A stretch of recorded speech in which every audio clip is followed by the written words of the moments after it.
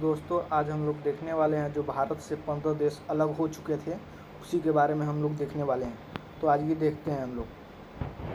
देश दुनिया की सभी रोचक खबरें हिंदी में के मुताबिक।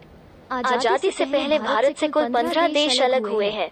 ऐसे में आप अंदाजा लगा सकते हैं कि पहले भारत कितना बड़ा देश था। बता दें, ये सभी देश एक साथ अलग नहीं हुए, धीरे धीरे समय पर अलग होते रहे हैं।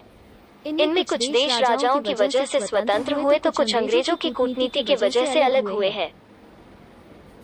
और कौन कौन से वो 15 देश हैं और किस किस वजह से वे अलग हुए हैं, इस सब चीज़ों को हम लोग देखेंगे इस वीडियो में। तो देखिए, भारत से कितने देश अलग हुए हैं। आज़ादी से पहले भारत से कुल 15 देश अलग हुए हैं।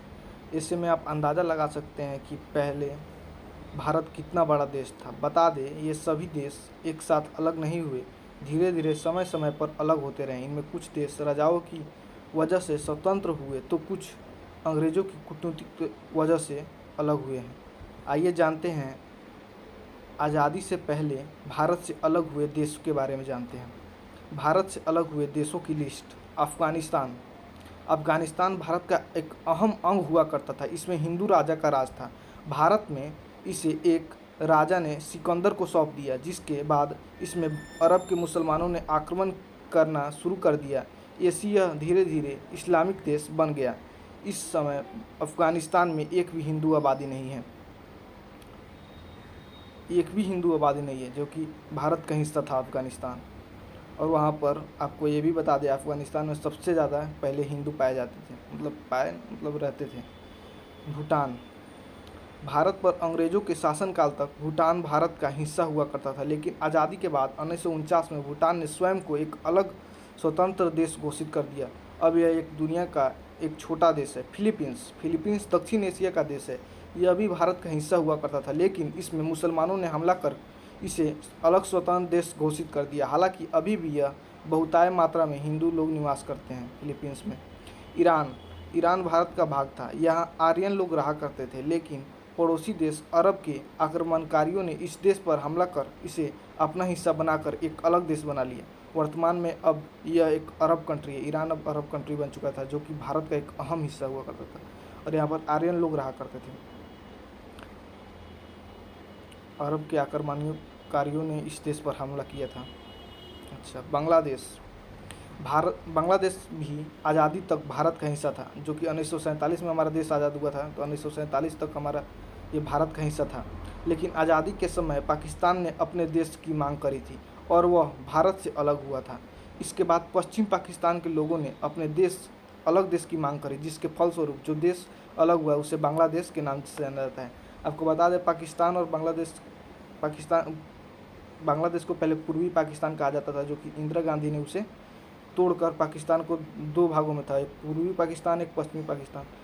उन दोनों को पूर्वी पाकिस्तान, जो कि बांग्लादेश था, उसको तोड़कर इंदिरा गांधी ने बांग्लादेश बनाया है। कंबोडिया में दुनिया का सबसे बड़ा हिंदू मंदिर है। यह भगवान विष्णु का मंदिर है। इसकी तस्वीर आपको कंबोडिया के राष्ट्रीय झंडे में भी दिखाई देती है। इसी अंदाजे से अनुमान लगाया जाता है कि कंबोडिया भी भारत का भिन्न ही अंग था, जिस पर किसी हिंदू राजा का शासन हुआ करता था। म्यांमार को बर्मा के नाम से जाना जाता है, क्योंकि भारत को पहले बर्मा के नाम से जाना जाता था। जिस समय भारत पर अंग्रेज़ों का शासन था, उस समय उन्होंने म्यांमार को अलग देश बना लिया और यहाँ भी सैकड़ों साल अंग्रेज़ों ने शासन किया। हालांकि अब भारत के म्यांमार के संबंध अच्छे हैं। इंडोनेशिया। वर्तमान में इंडोनेशिया दुनिया का सबसे बड़ा मुस्लिम देश बन चुका है, जो कि कभी हिंदू का भी देश था, लेकिन अभी ये मुस्लिम देश बन चुका है, सबसे बड़ा वो भी।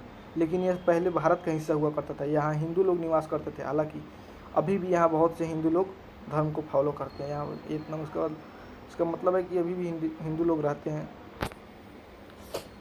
मलेशिया पूर्वी एशिया का देश है। यहाँ भी अधिक मात्रा में हिंदू लोग रहते हैं, लेकिन बाद में यहाँ विदेशियों ने हमला कर दिया। अब यहाँ बौद्ध धर्म के अनुयायी रहते हैं और यह एक अलग देश बन गया।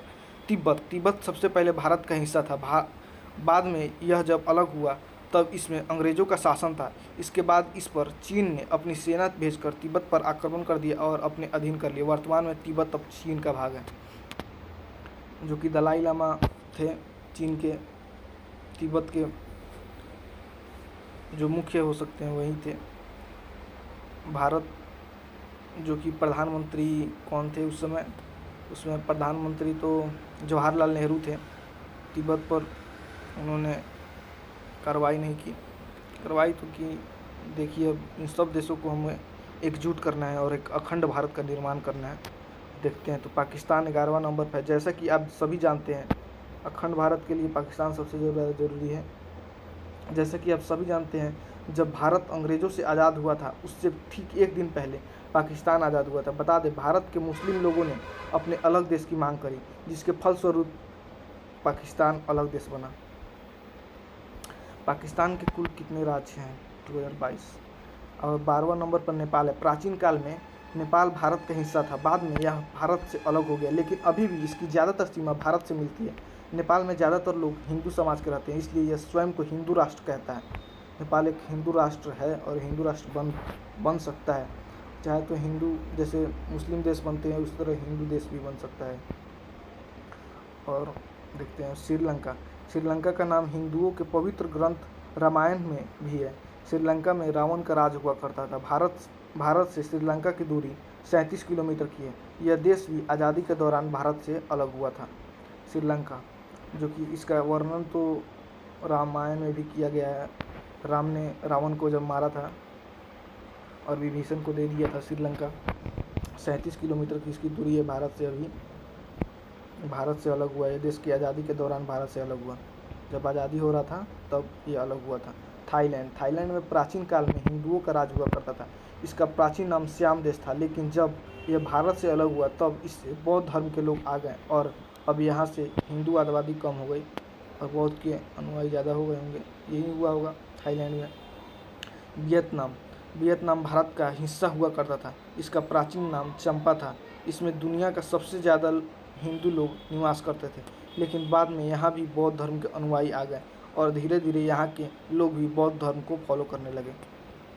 वियतनाम में भी और थाईलैंड में भी बौद्ध धर्म के लोग ज़्यादा थे।